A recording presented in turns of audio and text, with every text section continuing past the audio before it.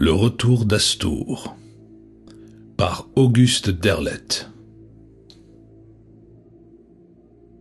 En fait, il y a longtemps que tout a commencé. Combien de temps, je suis incapable de le préciser. En ce qui concerne mon premier contact avec cette affaire qui a ruiné ma carrière et mis en danger ma santé mentale, tout a commencé avec la mort d'Amos Tuttle. C'était au cours de l'hiver dernier, alors que le vent du sud apportait un parfum de printemps. Je m'étais rendu ce jour-là dans ce lieu historique hanté de légendes qu'est Arkham. Amos avait appris ma présence par le docteur Ephraim Sprague qui le soignait. Il avait demandé à ce dernier de prendre contact avec moi à Lewiston House et de me conduire dans sa sombre propriété de Aylesbury Road. Ce n'était pas un lieu où je me rendais avec plaisir, mais le vieillard me payait assez cher pour m'imposer ses excentricités. En outre, Sprague m'avait déclaré sans embâche que son patient était mourant et que sa fin n'était plus qu'une question d'heure. C'était la vérité. Amos eut à peine la force de renvoyer Sprague pour me parler seul à seul. Pourtant, sa voix, bien qu'un peu rauque, était assez forte et facile à comprendre. « Vous connaissez mon testament. Respectez-le à la lettre. » Ce testament avait été un sujet de discussion entre nous, en raison d'une clause qui ordonnait la destruction de la maison avant la remise de la propriété à son héritier et son seul neveu survivant, Paul Tuttle. Cette clause précisait bien que la maison ne devait pas être démolie mais détruite, ainsi qu'un certain nombre de livres nommément désignés. De toute manière, son lit de mort n'était pas un endroit indiqué pour recommencer une fois de plus cette discussion. Je me contentais donc d'opiner en silence. Que n'ai-je obéi jusqu'au bout, sans poser de questions. Il y a en bas un ouvrage qu'il vous faudra rendre vous-même à la bibliothèque de l'université de Miskatonic. Il m'en indiqua le titre. Sur le moment, celui-ci ne me dit pas grand-chose, mais depuis il a pris pour moi une signification profonde, comme s'il était devenu le symbole de l'horreur des temps anciens, de la folie cachée derrière le voile ténu de la vie de tous les jours. Il s'agissait de la traduction en latin du Necronomicon, écrit par un arabe véritablement dément, Abdul al-Azred. Je n'eus aucune peine à trouver l'ouvrage en question. Depuis 20 ans, Amos vivait en véritable reclus au milieu de livres venus de toutes les parties du monde. Des vieux recueils aux pages moisies avec des titres qui auraient effrayé un esprit moins endurci. Le sinistre des Vermis Mysteries de Ludwig Prien, le terrible culte des ghouls du comte Derlet et le démoniaque Unausprechlichen Kulten de von Juns. J'ignorais alors leur rareté et leur valeur inestimable. Le livre d'Eibon, les manuscrits pnacotiques, le texte d'Hurlier. Un examen des comptes d'Amos Tuttle après sa mort devait m'apprendre qu'il avait payé pour ses ouvrages des sommes fabuleuses. Le plus cher avait été le texte d'Hurlier qu'il avait fait venir du cœur de l'Asie pour le prix de $100,000. Dans les livres de comptes d'Amos, en regard du titre de cet ouvrage jauni par le temps, figurait une mention qui m'intrigua. Après la somme versée, Amos Tuttle avait écrit de son écriture fine « En sus à ma promesse ». Ces faits ne m'apparurent pas avant que Paul Tuttle n'entrât en possession, mais auparavant, différents événements s'étaient produits. Événements qui auraient dû éveiller mes soupçons, étant donné les légendes locales sur la présence d'une puissance surnaturelle hantant la propriété. Le premier d'entre eux ne fut guère important au vu des suivants.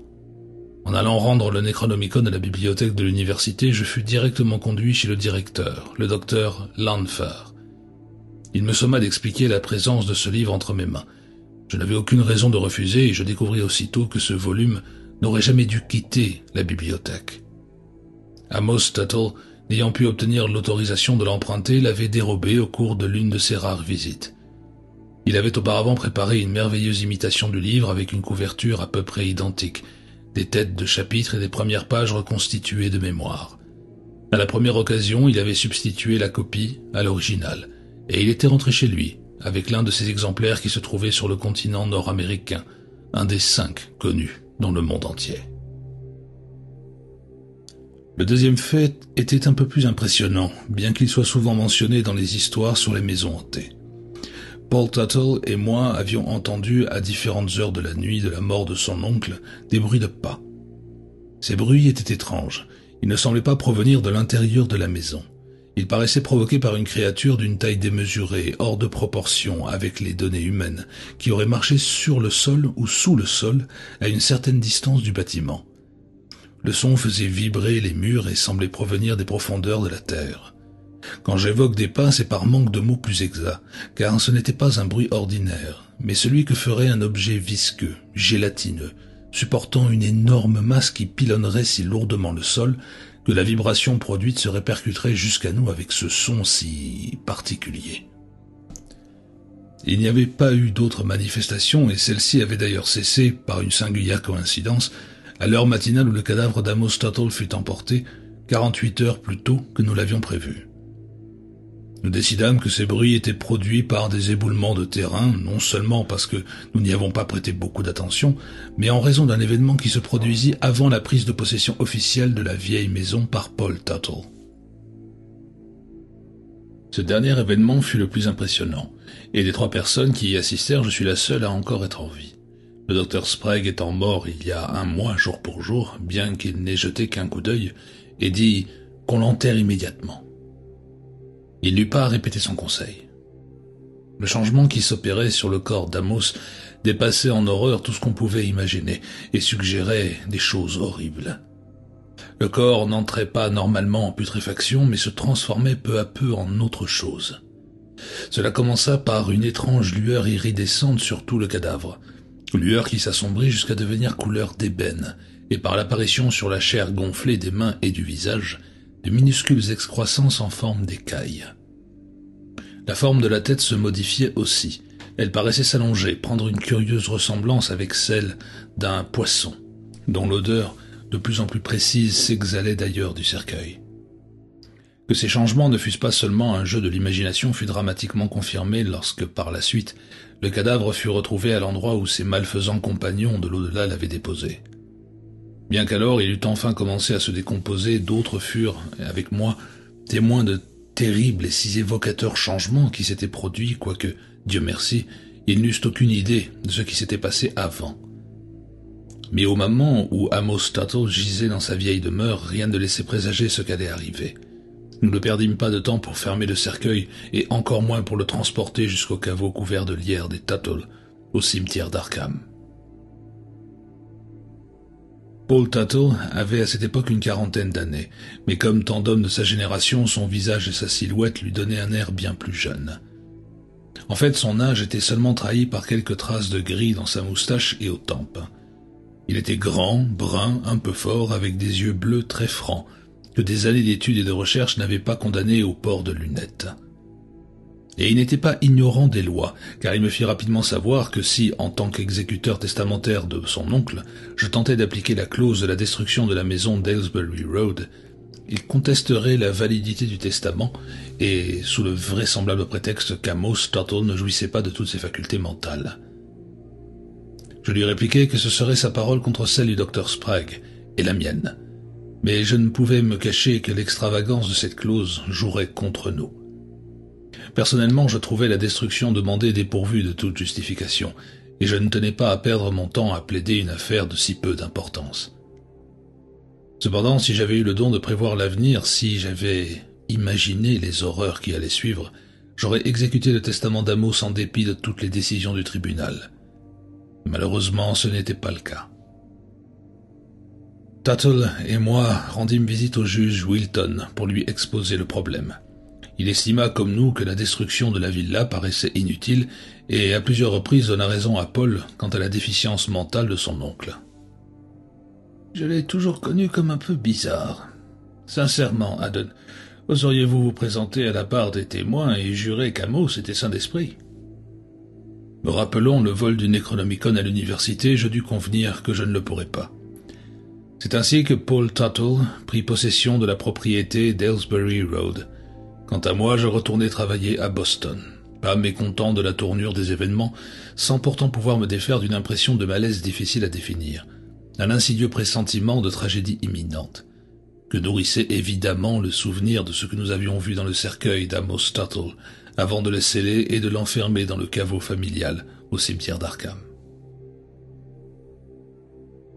Je ne revis pas avant un certain temps les toits en croupe et les balcons géorgiens d'Arkham. Ce jour-là, je m'y étais rendu pour un client qui m'avait demandé de veiller à ce que sa propriété de l'antique Innsmouth fût bien respectée par la police et les agents du gouvernement qui avaient pris possession de la ville hantée, abandonnée par tous ses habitants bien qu'il se fût alors écoulé plusieurs mois depuis les explosions mystérieuses qui avaient détruit les immeubles du bord de la mer et une partie du récif du Diable à quelques encablures au large. Mystère soigneusement gardé et dissimulé depuis, bien que j'ai appris l'existence d'une brochure prétendant dévoiler la vérité sur ces horribles événements d'Innsmouth, œuvre publiée à compte d'auteur par un écrivain de Providence.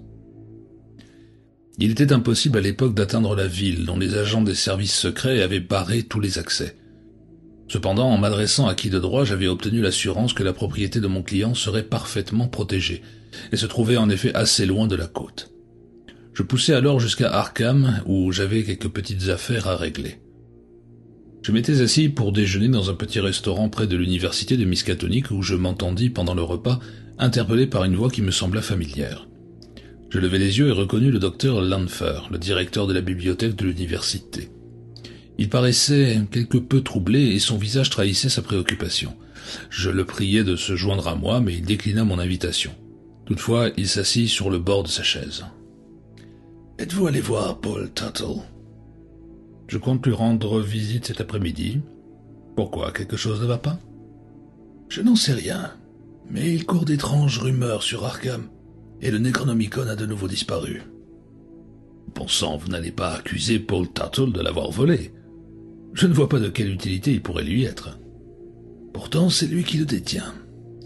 Mais je ne crois pas qu'il l'ait dérobé et je ne voudrais pas que vous vous mépreniez sur le sens de mes paroles. À mon avis, un de mes employés le lui a donné et il a peur d'avouer l'énormité de sa faute. Mais le fait est là, le livre n'a pas été rendu et j'ai bien peur d'être obligé d'aller le chercher. Je pourrais lui en parler, si vous voulez. Je vous en serai gré. Je crois comprendre que vous n'avez pas eu vent des rumeurs qui courent dans la région. Je secouai négativement la tête. Elles ne sont vraisemblablement que le fruit d'une trop grande imagination. Il se révèle que des passants empruntant Aylesbury Road ont entendu des bruits étranges tard dans la nuit, provenant apparemment de la propriété des Tuttle. Quel genre de bruit? Des bruits de pas, semble-t-il. Pourtant, personne ne les a définis en tant que tels, à part un jeune garçon qui les a qualifiés de pâteux et a dit que quelque chose d'énorme devait marcher dans de la boue et de l'eau à proximité. Les bruits étranges que Paul Tuttle et moi avions entendus la nuit de la mort d'Amos Tuttle m'étaient sortis de l'esprit, mais cette allusion du docteur Lanfer à des pas me les remémora. Je crains de m'être un peu trahi, car le docteur Lanfer remarqua mon intérêt soudain. Heureusement, il l'interpréta sans doute comme l'aveu que, malgré mes dénégations, j'avais bien entendu ces rumeurs. Je préférais ne pas le détromper et en même temps j'éprouvais un vif désir de ne plus entendre parler de cette affaire. Je ne l'interrogeai pas davantage. Il se leva pour retourner à ses occupations et me quitta, ma promesse de réclamer le volume manquant à Paul Tuttle résonnant encore à mes oreilles. Son histoire, pour aussi vague qu'elle eût été, fit retentir au fond de moi une sonnette d'alarme. Je ne pouvais empêcher mes souvenirs de refaire surface. Les pas que nous avions entendus, la bizarre clause du testament d'Amos, l'horrible métamorphose du cadavre, je pressentais déjà vaguement qu'un sinistre enchaînement d'événements était en train de se produire.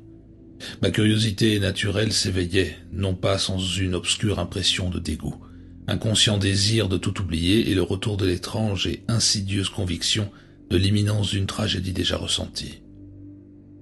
Et je pris la décision de voir Paul Tuttle le plus tôt possible. Mon travail à Arkham m'occupa tout l'après-midi, et ce n'est qu'à la nuit tombante que je me retrouvai devant la lourde porte de chêne de la maison des Tuttle. En réponse à un coup de sonnette assez impératif, c'est Paul lui-même qui vint m'ouvrir. Il tenait une lampe à pétrole au bout de ses bras et scrutait la pénombre pour distinguer son visiteur. « Haddon ?»« Entrez, entrez !» Au ton de sa voix, il était manifestement très heureux de me revoir. La chaleur de cette réception me confirma dans mes intentions de ne pas lui faire part des rumeurs dont on m'avait parlé, et de ne mener mon enquête sur la disparition du Necronomicon qu'à un moment bien choisi. Je me rappelais qu'avant la mort de son oncle, Paul préparait une thèse de philologie sur l'évolution de la langue des Indiens Sacs, et je décidai de le questionner sur ce travail comme si rien d'autre ne m'intéressait. « Vous avez dîné, je suppose ?» Je répondis que j'avais effectivement mangé à Arkham. Il posa la lampe sur une table couverte de livres, repoussant quelques papiers pour ce faire, et m'invita à m'asseoir. Il retrouva le siège qu'il avait manifestement quitté pour venir m'ouvrir. Je voyais maintenant qu'il avait les cheveux ébouriffés et qu'il s'était laissé pousser la barbe. Il avait aussi pris du poids, conséquence sans doute des études très absorbantes qui le retenaient à la maison et lui faisaient négliger les exercices physiques. « Où en est votre thèse ?» ?»« Je l'ai mise de côté. Je m'y remettrai peut-être plus tard. Pour le moment, je m'intéresse à quelque chose de plus important. De quelle importance, je ne peux pas encore vous le dire. » Je constatai alors que les livres épars sur la table n'étaient pas les ouvrages universitaires qui garnissaient son bureau d'Ipswich, mais non sans une certaine appréhension, je constatai qu'il s'agissait des ouvrages nommément condamnés par l'oncle de Paul Tuttle dans son testament, ce qu'un coup d'œil aux espaces vides sur les étagères prohibées confirmait clairement. Paul se tourna vers moi et baissa la voix comme s'il craignait d'être entendu. « À vrai dire, Haddon, c'est un colossal, un gigantesque exploit de l'imagination. Seulement, dans ce cas précis, je ne crois plus tellement que ce soit imaginaire. Je suis même persuadé du contraire. Je me suis interrogé sur cette clause du testament de mon oncle. Je n'arrivais pas à comprendre pourquoi il voulait faire détruire sa maison et j'en ai déduit, à juste titre, que la raison devait s'en trouver dans les pages de ces recueils qu'il avait si soigneusement condamnés. Alors je les ai examinés. Je peux vous dire que j'ai fait des découvertes absolument invraisemblables, et quelquefois d'une telle horreur que j'ai souvent hésité à me plonger plus profondément dans ce mystère. Sincèrement, Haddon, je n'ai jamais rien vu d'aussi surprenant, et je dois d'ailleurs dire que cela m'a obligé à me livrer à des recherches considérables, indépendamment des ouvrages rassemblés par mon oncle. Vraiment ? Et je suppose que vous avez dû énormément voyager ? Absolument pas. Exception faite pour un petit voyage à la bibliothèque de l'université. En fait, j'ai découvert que j'étais aussi bien servi par la poste. Vous vous souvenez des papiers de mon oncle ? Eh bien, en les parcourant, j'ai découvert que l'oncle Amos avait payé plus de $100 000 un certain manuscrit, relié en peau humaine, soit dit en passant, tandis que son livre de compte portait ses annotations énigmatiques, en sus de ma promesse. Je me suis demandé quelle promesse il pouvait avoir faite, et à qui. Si c'était à l'homme ou à la femme qui lui avait vendu ce texte de relié, ou à quelque autre personne. Je me suis acharné à rechercher le nom de celui qui avait vendu ce volume, et j'ai fini par le trouver, ainsi que son adresse. C'est un prêtre chinois du fin fond du Tibet. Je lui ai écrit et sa réponse m'est parvenue il y a 8 jours. Il se pencha sur sa table et fouilla l'amas de livres et de papiers. Au bout de quelques instants, il me tendit la lettre qu'il avait fini par dénicher. Je lui ai écrit au nom de mon oncle. J'ai prétendu ne pas avoir trop confiance dans la transaction et feint d'avoir oublié ma promesse ou d'avoir l'espoir d'y échapper. Sa réponse est aussi énigmatique que la notation de mon oncle. Ce mot était faible.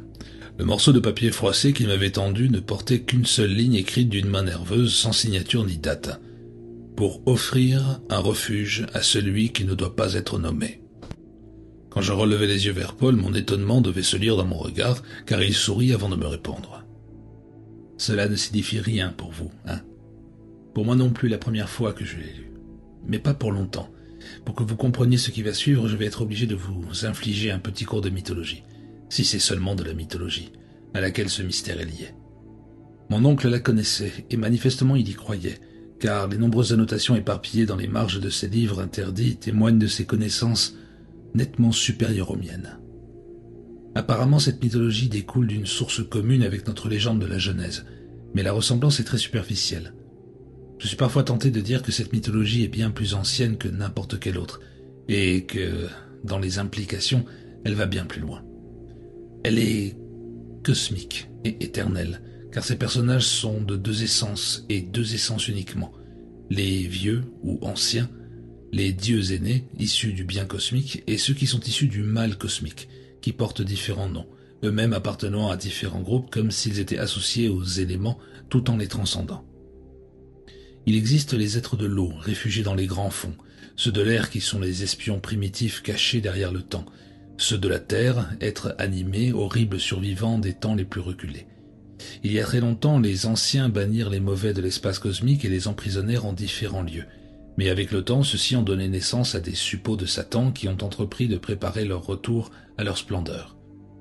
Les anciens n'ont pas de nom, mais leur pouvoir est et sera apparemment suffisant pour faire échec à celui des autres. Il semblerait qu'il y ait souvent opposition entre les mauvais, comme chez la plupart des êtres inférieurs.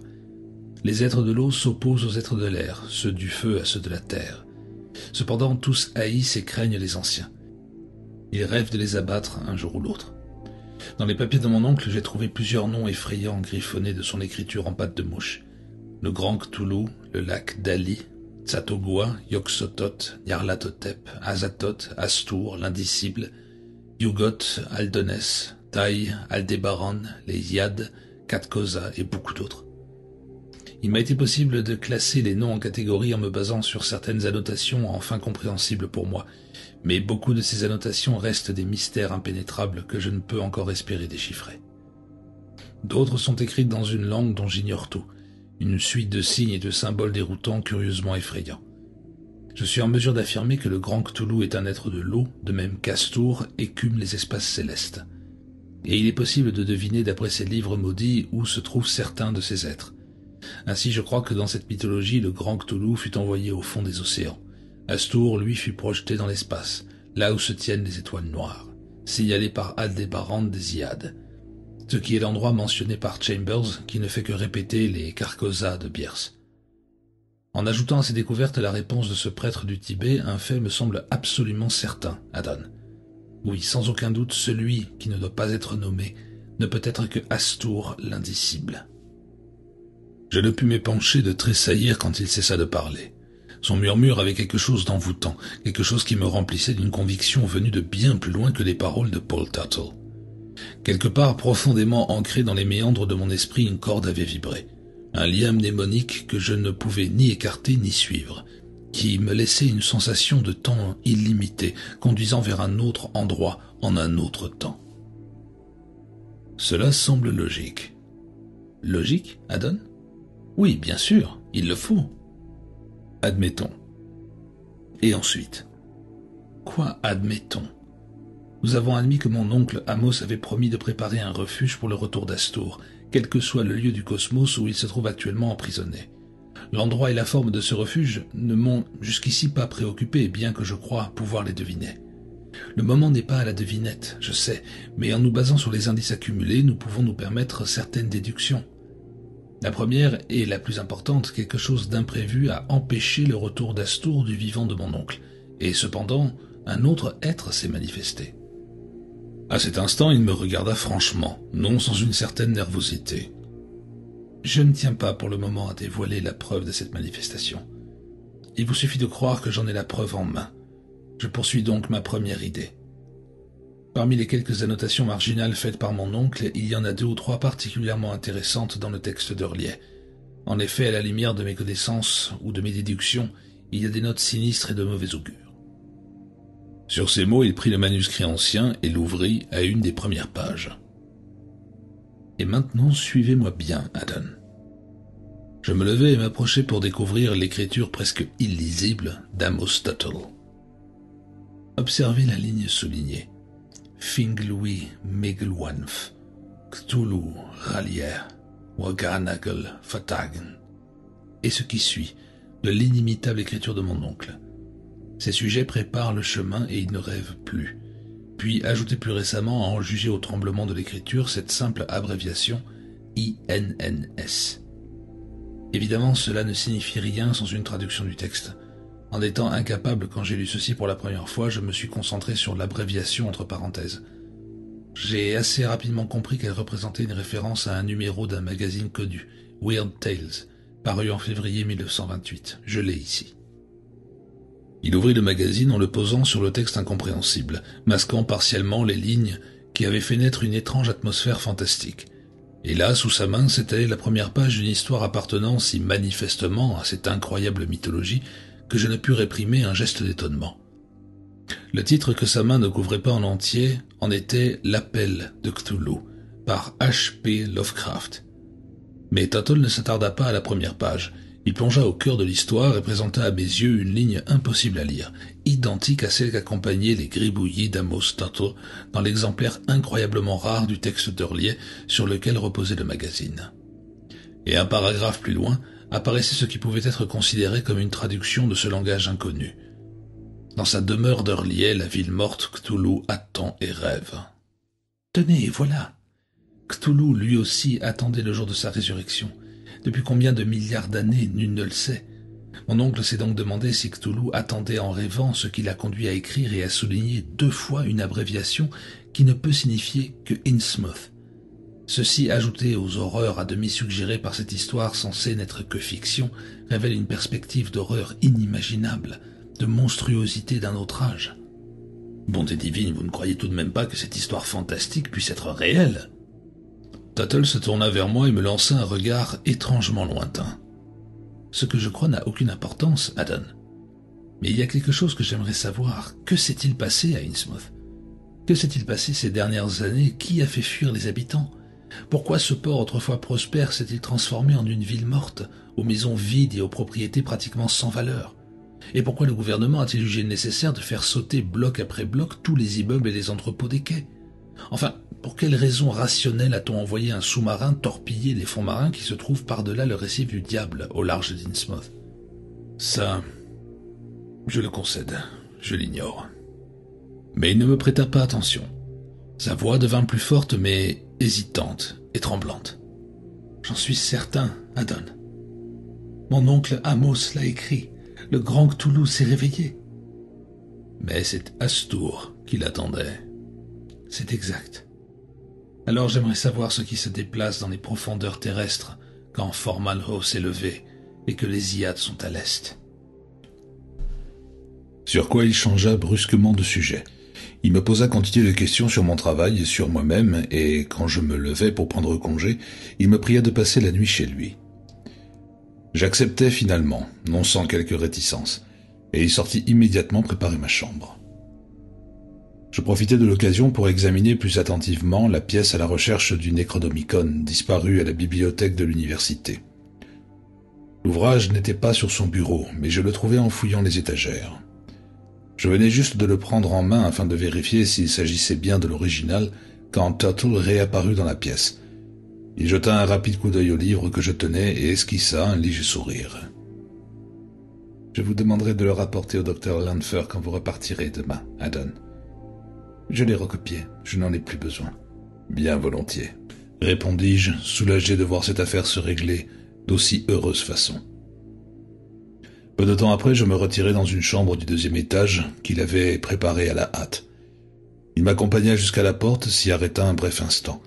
Il semblait être désireux de me dire quelque chose, mais il ne parvenait pas à se décider. Finalement, après quelques hésitations, il me souhaita une bonne nuit avant de prononcer les paroles qui lui brûlaient les lèvres. « Pendant que j'y pense, si vous entendez quelque chose cette nuit, Haddon, ne vous inquiétez pas. Quoi que cela puisse être, c'est inoffensif. Pour le moment. » Ce n'est qu'après son départ et une fois seul dans ma chambre que le sens de ses paroles et son attitude en les prononçant me frappèrent. Pour moi, c'était une confirmation de rumeurs qui circulaient dans Arkham. Paul Tuttle m'en avait parlé avec réticence, non sans laisser percer une certaine crainte. Je me déshabillai lentement tout en réfléchissant. Je passai le pyjama que mon hôte avait mis à ma disposition, sans cesser une seconde de songer avec inquiétude à cette sinistre mythologie révélée par les vieux ouvrages d'Amos. Je n'avais pas pour habitude de juger à la légère, et il n'était pas question de commencer aujourd'hui. Malgré l'apparente absurdité de son fondement, elle avait été trop bien construite pour ne mériter qu'un simple examen de complaisance. De plus, il était évident que Tuttle était plus qu'à moitié convaincu de son authenticité.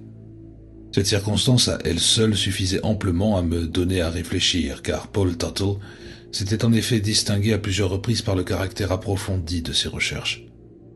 Il avait publié différents articles qui m'avaient jamais été contestés, même dans leurs plus petits détails. En m'appuyant sur ces considérations, j'étais donc enclin à admettre qu'il y avait une part de vérité dans la structure de la mythologie dressée par Paul. Mais quant à déceler le vrai du faux, j'en étais à ce moment-là incapable. Je me gardais donc de porter un jugement définitif fondé uniquement sur une impression, car lorsqu'un homme s'est forgé une opinion, favorable ou défavorable, sur une chose donnée, il lui est 2 ou 3 fois plus difficile de réviser cette opinion, même si les preuves ultérieures l'infirment totalement. Tout en réfléchissant, je me mis au lit et attendis le sommeil. La nuit était noire et profonde. À travers les rideaux de la fenêtre, je pouvais distinguer les étoiles. Andromède brillait à l'est et les constellations de l'automne s'élevaient dans le ciel. J'étais sur le point de m'endormir quand un bruit troubla mon repos. Un bruit que j'entendis depuis quelques secondes mais qui se révéla soudain à moi avec toute sa signification. C'était le bruit des pas d'une créature gigantesque qui faisait vibrer toute la maison, bien qu'il ne me parut pas venir de l'intérieur de la demeure, mais de l'est. Pendant un instant, je pensais au pas de quelque chose qui serait sorti de la mer et aurait marché sur le sable mouillé. Mais cette impression disparut quand je me redressai sur un coude pour écouter plus attentivement. Pendant un moment, le bruit cessa puis revint, irrégulier. Un pas, un temps d'arrêt, 2 pas se succédant rapidement, un étrange sifflement de succion. Troublé, je me levai et je m'approchai de la fenêtre ouverte. La nuit était chaude, l'air encore un peu étouffant. Au loin, au nord-est, un phare dessinait un trait de feu dans le ciel. Du nord me parvenait le vrombissement assourdi d'un moteur d'avion. Il était juste minuit passé. Plus bas vers l'est brillaient la rouge Aldébaran et les Pléiades. Mais je ne fis pas à ce moment-là la relation entre le bruit que j'entendais et la position des Hyades au-dessus de l'horizon. Les sons étranges entre-temps n'avaient pas cessé, et l'idée s'imposa à moi qu'ils approchaient effectivement de la maison, quelle que fût la lenteur de leur progression. Et ils venaient manifestement de la mer, mais je ne pouvais pas en douter, car à cet endroit, il n'y avait aucun accident du terrain qui pût influer sur la trajectoire d'une onde sonore. Je me rappelais les bruits similaires que nous avions entendus la nuit pendant laquelle le corps d'Amos Tuttle avait reposé dans la maison, mais j'étais incapable de dire si les Hyades qui brillaient maintenant bas vers l'est ne s'élevaient pas alors vers l'ouest. J'étais également incapable de préciser si les 2 phénomènes étaient identiques. Pourtant, les perturbations actuelles semblaient plus proches, d'une proximité non pas physique, mais plutôt psychique. Ma conviction était si forte que je me sentais gagné par une impression de malaise dont la peur n'était pas exclue. Je commençais à redouter ma solitude et à souhaiter une compagnie. J'allai rapidement à ma porte, l'ouvris et sortis dans le couloir à la recherche de mon hôte. Je fis immédiatement une nouvelle constatation. Tant que je m'étais trouvé dans ma chambre, les bruits m'étaient parus manifestement venus de l'est, malgré le faible tremblement qui faisait frémir la maison. Mais ici, au cœur de l'obscurité de ce couloir, dans lequel je n'avais pas apporté de lumière, je découvris que leur source était située en dessous, non pas à un endroit quelconque de la demeure, mais plus bas, et qu'ils montaient des entrailles de la terre. Ma nervosité augmenta. Je restai immobile et mal à l'aise, ne sachant comment me diriger dans le noir, quand je remarquai une faible lueur qui venait de la direction de l'escalier. Je m'approchai sans bruit et en me penchant par-dessus la rampe, j'aperçus Paul Tuttle, une torche électrique à la main. Il se trouvait au rez-de-chaussée, vêtu d'une robe de chambre, mais je pouvais remarquer, même de l'endroit où je me trouvais, qu'il n'avait pas ôté ses vêtements. La lueur qui dévoilait son visage révélait une intense concentration. Il tenait la tête légèrement penchée d'un côté pour mieux écouter, et il ne fit pas le moindre geste pendant tout le temps que je l'observais. « Paul !» lui lançai-je à voix basse. Il leva rapidement les yeux et éclaira mon visage avec sa torche. « Vous entendez ?»« Oui. »« Qu'est-ce que c'est, grand Dieu ?» ?»« Je l'ai déjà entendu auparavant. Venez. » Je descendis le rejoindre et je restai un moment exposé à son regard pénétrant et interrogatif dans le faisceau de sa torche. « Si vous n'avez pas peur, Adon, alors suivez-moi. » Il se retourna et me guida jusqu'à l'arrière de la maison où nous descendîmes dans la cave. Durant le trajet, les bruits s'étaient amplifiés, comme s'ils étaient de plus en plus rapprochés, comme s'ils se trouvaient maintenant directement sous nos pieds, faisant trembler non seulement les murs et le plancher de la vieille demeure, mais aussi le sol tout autour qui paraissait frissonner et tressauter à chaque secousse. Comme si une importante perturbation souterraine avait choisi cet endroit de la surface de la Terre pour se manifester. Mais Tuttle n'y prêtait pas attention, sans doute parce qu'il avait déjà eu souvent l'occasion de l'entendre. Il traversa une première puis une deuxième cave et s'arrêta dans une troisième, un peu plus basse que les autres, et apparemment plus récente, mais comme les 2 premières avec des murs faits de pierres de calcaire scellés par du ciment. Il se tint au milieu de la cave et écouta attentivement. Les bruits avaient atteint une telle intensité que la maison semblait se trouver au cœur même d'un bouleversement volcanique, bien que rien ne permît de penser qu'elle allait s'effondrer.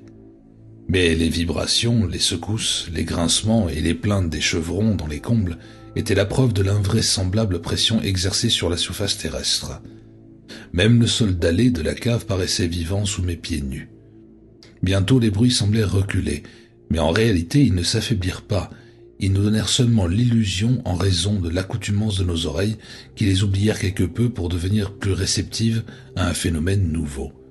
D'autres bruits qui provenaient eux aussi des entrailles terrestres, portant en eux une méchanceté diabolique qui nous subjugua. Tout d'abord, ils ne furent pas assez clairs pour nous permettre de déceler leur origine. C'est seulement après les avoir écoutés pendant un certain temps que je compris que ces sifflements ou ces piaillements étaient provoqués par une créature vivante, par un être pensant, même si pour l'instant ces manifestations se résumaient à des borborigmes bizarres, indistincts et inintelligibles, même quand ils devinrent plus clairement audibles. Entre-temps, Tuttle avait posé sa torche électrique. Il s'était agenouillé et il se tenait maintenant à moitié allongé par terre, l'oreille collée au sol. Sur son invitation, j'en fis autant et je découvris que les sons souterrains s'apparentaient à des syllabes identifiables, bien qu'incompréhensibles. Tout d'abord, je n'entendis que des ululements incohérents et à première vue, sans la moindre liaison, que j'interprétai comme des lamentations que je pus transcrire plus tard sous la forme suivante. Ia, Shub Nigurat, Cthulhu Fatang, Ia Cthulhu. Mais j'allais bientôt apprendre que je me trompais sur le sens de l'au moins un de ces sons. Cthulhu, lui, était parfaitement audible en dépit du bruit assourdissant qui l'environnait, mais le mot qui suivait me semblait quelque peu plus long que Ftag. On aurait dit qu'une autre syllabe avait été ajoutée et cependant je n'aurais pu jurer qu'elle n'eût pas toujours existé, car maintenant elle était parfaitement claire. Paul Tuttle sortit de sa poche un carnet et un crayon et écrivit « Ils disent Cthulhu Nafelfatagen ». À en juger par l'acuité de son regard qui révélait son excitation, cette expression avait un sens pour lui, mais pour moi elle était incompréhensible, si ce n'est que je croyais déceler une certaine similitude avec une partie de la phrase soulignée dans le texte d'Hurlier et reproduite dans le magazine, avec sa traduction approximative « Cthulhu attend et rêve ». Mon visage devait refléter mon incompréhension car mon hôte se rappela que ses connaissances philologiques étaient largement supérieures aux miennes. Il esquissa un sourire et murmura « Ce ne peut être qu'une construction négative ». Malgré cette réflexion, je ne compris pas tout de suite ce qu'il tentait de m'expliquer, c'est-à-dire que les voix souterraines ne prononçaient pas ce que je pensais, mais Cthulhu n'attend plus en rêvant. Il n'était plus question de douter car ces phénomènes n'avaient aucune origine humaine. On ne pouvait concevoir une autre solution que celle qui était proposée par l'invraisemblable mythologie dont Paul m'avait exposé les grandes lignes. Et maintenant, comme si cette manifestation sonore ne suffisait pas, il se dégageait une puanteur fétide, mêlée à une forte et nauséabonde odeur de poisson qui suintait à travers la paroi poreuse des murs. Paul Tuttle s'en rendit compte en même temps que moi et mon angoisse grandit en apercevant son visage refléter une inquiétude dont je ne l'avais jamais vu faire preuve. Il resta un moment immobile puis se leva brusquement, ramassa sa torche électrique et quitta la cave en me priant de le suivre.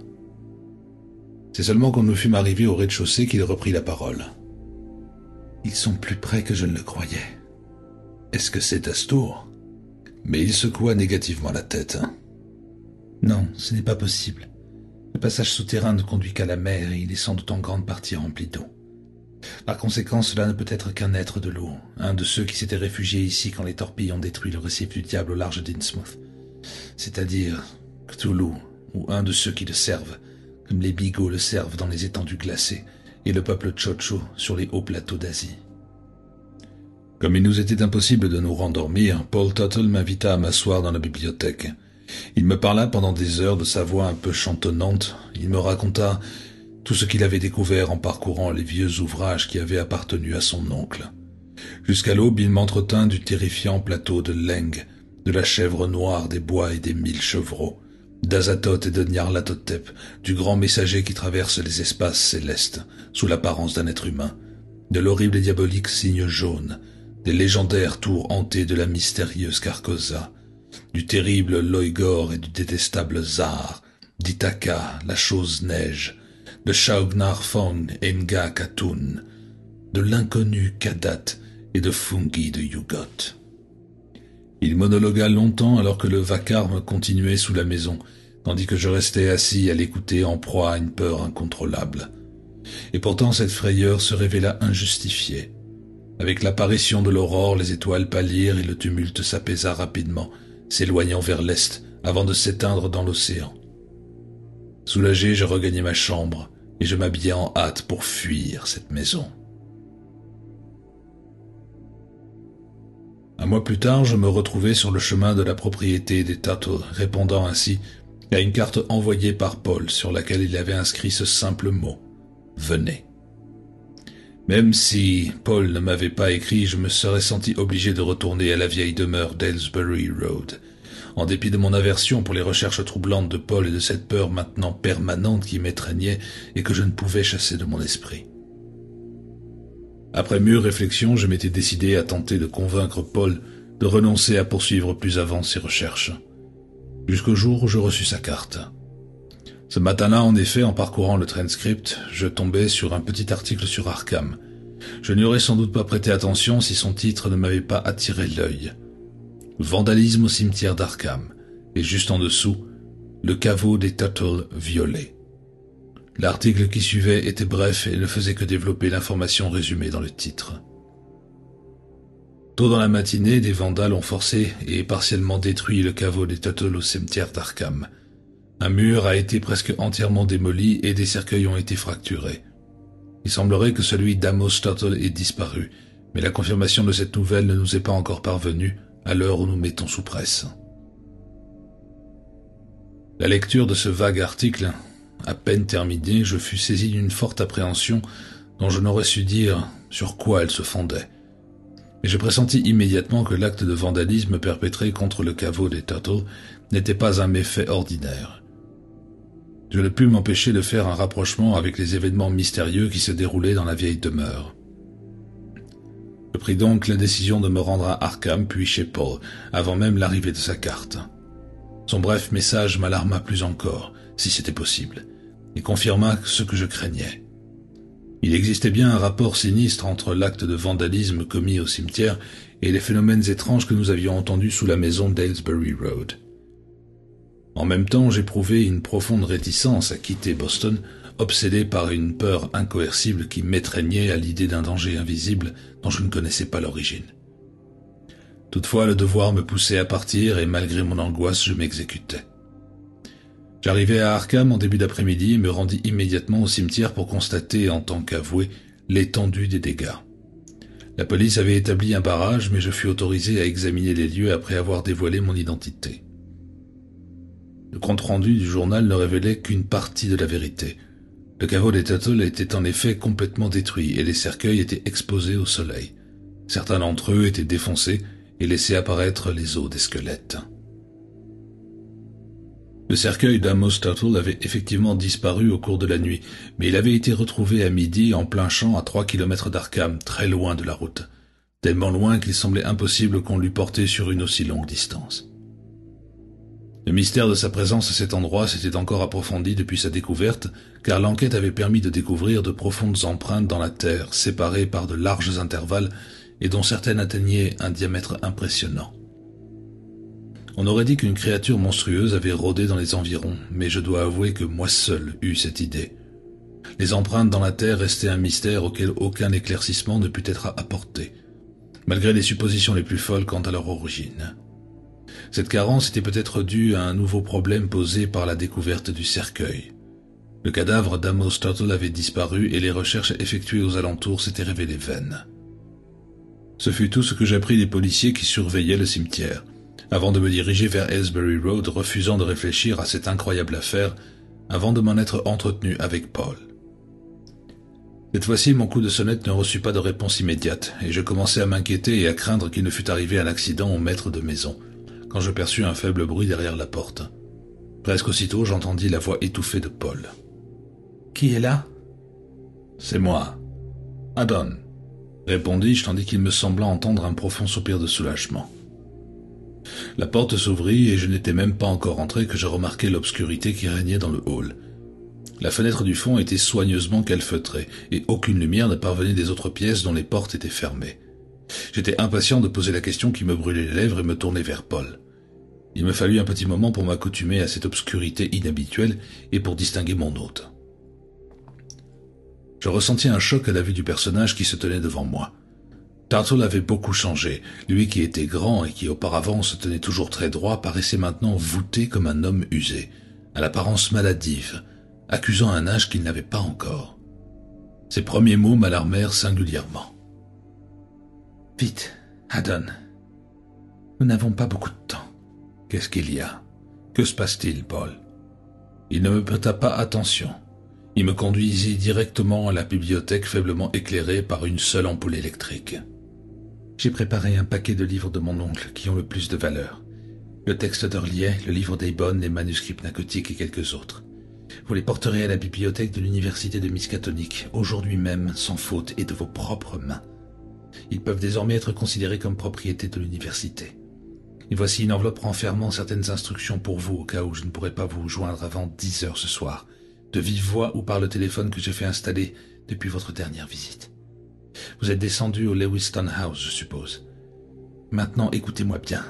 Si je n'ai pas pu vous joindre par téléphone ou par n'importe quel autre moyen avant 10 heures, vous devez suivre sans la moindre hésitation les consignes contenues dans cette enveloppe. Je vous adjure de les appliquer le plus vite possible. Et comme vous pourriez avoir quelques réticences à agir rapidement, j'ai téléphoné au juge Wilton pour lui expliquer que je vous avais donné des instructions étranges mais vitales, que vous deviez exécuter à la lettre. Que s'est-il passé, Paul? Pendant un moment, il fut sur le point de me parler à cœur ouvert, mais il se reprit, secoua la tête et poursuivit. Pour l'instant, je ne sais pas du tout, mais je peux tout de même vous révéler quelque chose. Nous avons, mon oncle et moi, commis une énorme erreur, tous les deux, et je crains qu'il ne soit trop tard pour la corriger. Vous êtes au courant de la disparition du cadavre de l'oncle Amos. J'acquiesçai à cette question. Il a été retrouvé.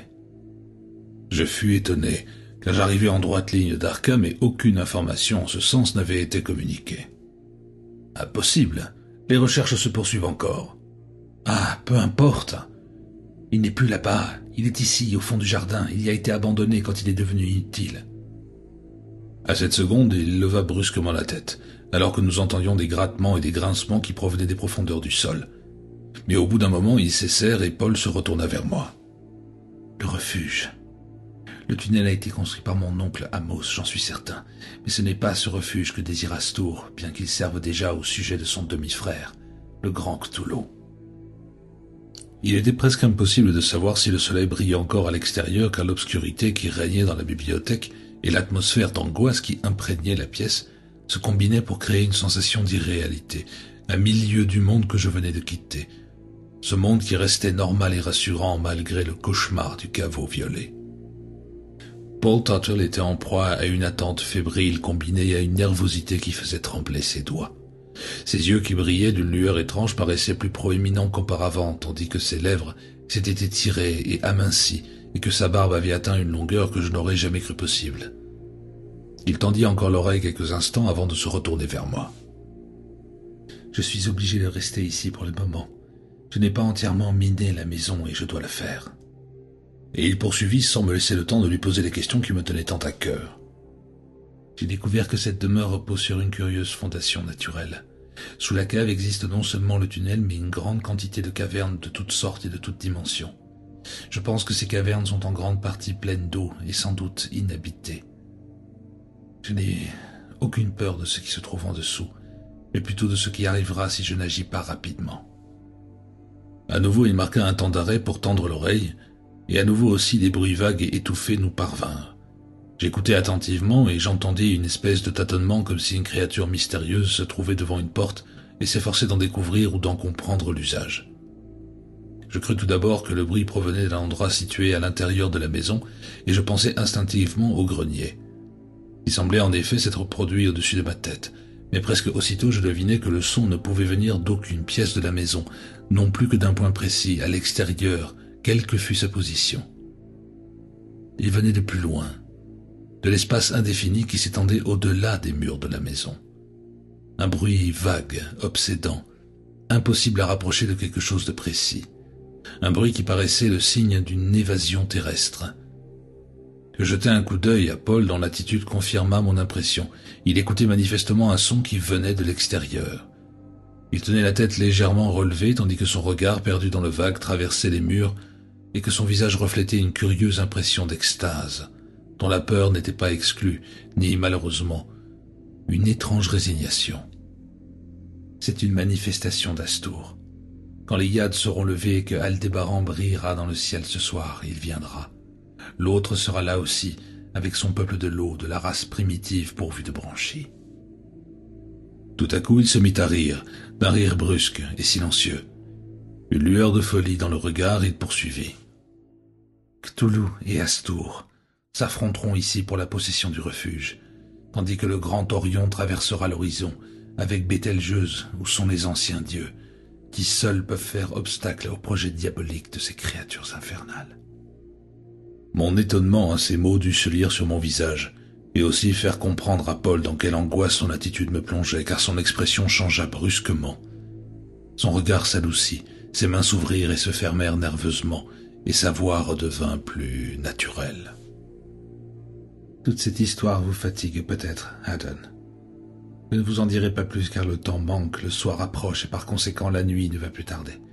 Je vous supplie de ne pas vous interroger sur le bien fondé des instructions que je vous ai remises dans cette note. Je vous adjure de les exécuter à la lettre. S'il arrive ce que je crains, même ceci pourrait se révéler inutile. Dans le cas contraire, je vous préviendrai à temps. Sur ces mots, il prit la pile de livres, la plaça sur mes bras et me reconduisit à la porte.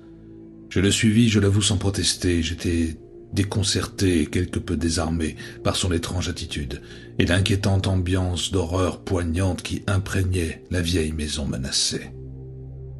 Sur le seuil, il s'arrêta un instant et me serra gentiment le bras.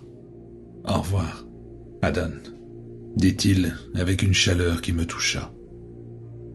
Je me retrouvai dehors dans l'éclat du soleil couchant, si brillant que je dus fermer les yeux, le temps de me réaccoutumer à cette luminosité contrastant avec l'obscurité qui régnait dans la maison, pendant que le joyeux gazouillis d'un rouge-gorge résonnait joliment à mes oreilles, comme pour effacer l'atmosphère de frayeur que je laissais derrière moi. J'atteins maintenant la partie de mon récit que je livre à contre-cœur, non seulement en raison de l'invraisemblance des lignes qui vont suivre, mais aussi parce qu'elles ne peuvent donner qu'une vague et approximative idée des événements. Elles sont pleines de suppositions, autant que de témoignages horrifiants et diaboliques sur l'existence d'êtres primitifs tapis aux frontières de la vie humaine, ou plus inquiétants encore sur celles de certains d'entre eux en particulier, qui survivent et se cachent dans des séjours secrets enfouis au cœur des cavernes.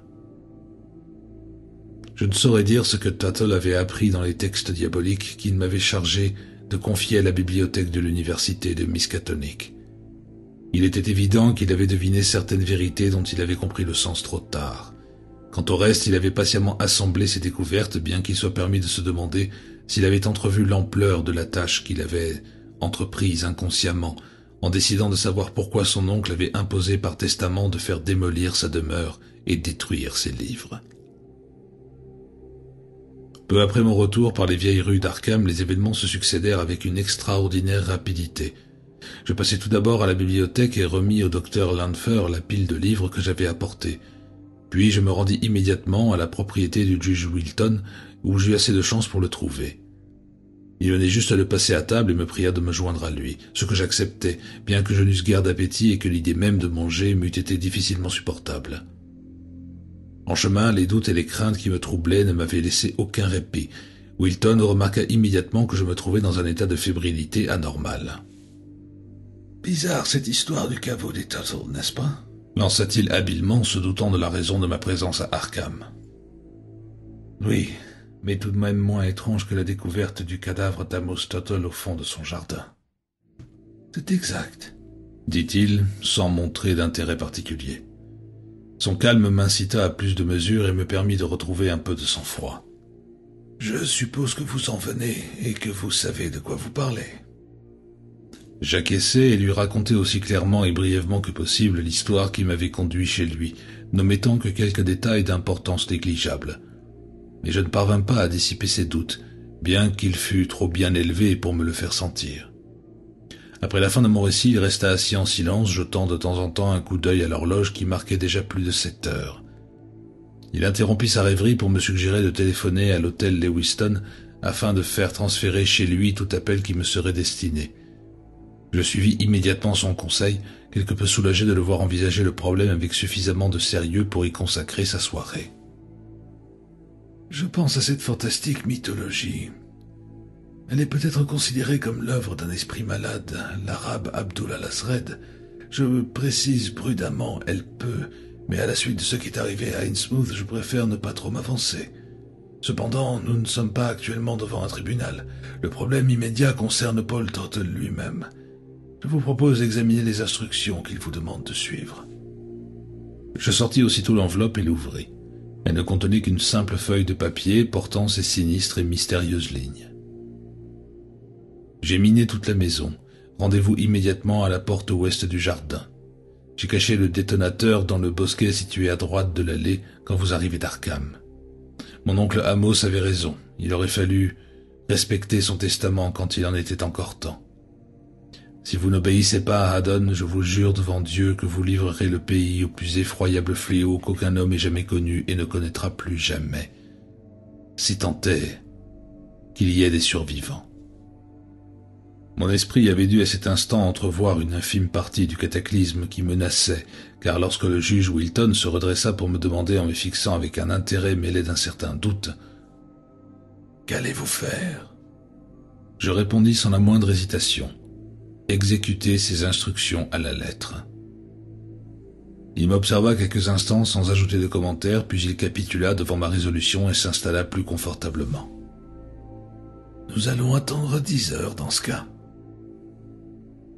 L'acte final de l'incroyable horreur qui se déroula dans la propriété des Tuttle commença juste avant 10 heures. Il se présenta tout d'abord de façon si anodine et prosaïque que lorsque la terrible vérité se révéla à nous, nous en ressentîmes le choc avec 2 fois plus de violence.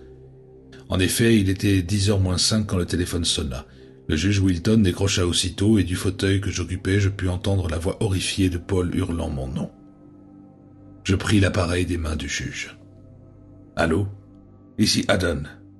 Qu'est-ce qu'il y a, Paul ? » ?»« Agissez tout de suite. Haddon, sur le champ, avant qu'il ne soit trop tard. Oh, le refuge, vous connaissez l'endroit, à la porte ouest. Faites vite. » C'est alors que se produisit un phénomène que je ne pourrai jamais oublier. Une soudaine et terrible dégénérescence de la voix de Paul comme si elle était amenuisée et altérée jusqu'à devenir une espèce de vocifération abyssale. Les sons qui me parvenaient par ce téléphone se rapprochaient de plus en plus des cris d'un animal, une espèce de langage primitif, inhumain, informe, à peine articulé, au milieu duquel je pouvais cependant saisir quelques mots qui revenaient sans cesse à intervalles irréguliers. Le cœur serré d'effroi et d'horreur, j'essayais désespérément de comprendre le triomphant baragouin.